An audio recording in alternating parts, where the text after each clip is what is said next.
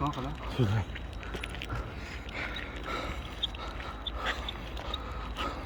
Yaklaş. Yok, kettir.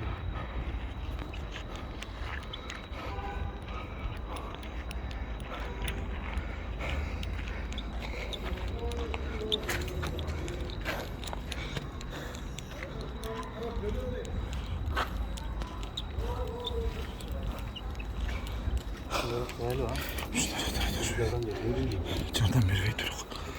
Bak ben sentri getir bakma. Bize ne sizin yeteneği.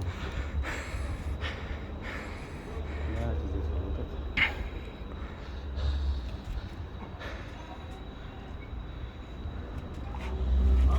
Maksat.